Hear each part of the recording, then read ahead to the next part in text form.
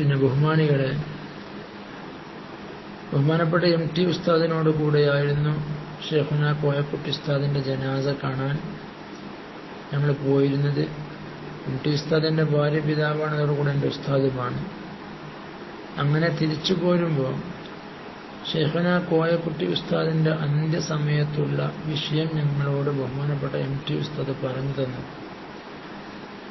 മരിക്കുന്നതിന് അല്പം മുമ്പ് മൂപ്പര് സാധാരണ നടത്തി വരാനുള്ള ദിക്റിന്റെ മജ്‌ലിസിലുള്ള ദിക്റുകളൊക്കെ അവിടെയുള്ള ആളുകളോട് ചെല്ലാൻ പറഞ്ഞു. അങ്ങനെ അത് പരിപൂർണമായി ചൊല്ലിക്കഴിഞ്ഞു.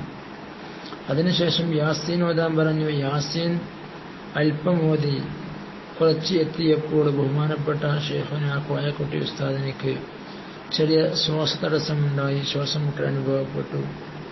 അങ്ങനെ 3 പ്രാവശ്യം ലാ ഇലാഹ ഇല്ലല്ലാഹ് എന്ന പരിശുദ്ധമായ കലിമത്ത് തൗഹീദ് 3 പ്രാവശ്യം ചൊല്ലിക്കൊണ്ടാണ് ബഹുമാനപ്പെട്ട കോയക്കുട്ടി ഉസ്താദ് ഈ ലോകത്തോട് വിട പറഞ്ഞത്. റബ്ബ് തആല സ്വർഗ്ഗം നൽകി അനുഗ്രഹിക്കുമാറാവട്ടെ. അവരോട് കൂടെ നമ്മയും കുടുംബത്തെയും സ്വർഗീയ ലോകത്തൊരുമിച്ച് കൂട്ടി അനുഗ്രഹിക്കട്ടെ. അങ്ങനെ റസൂലുള്ളാഹി സ്വല്ലല്ലാഹു അലൈഹി വസല്ലം തങ്ങൾ പറഞ്ഞിട്ടുണ്ട്, മൻ കാന ആഖിറു കലാമിഹി ഖൗലു ലാ ഇലാഹ ഇല്ലല്ലാഹ് ദഖലൽ ജന്ന.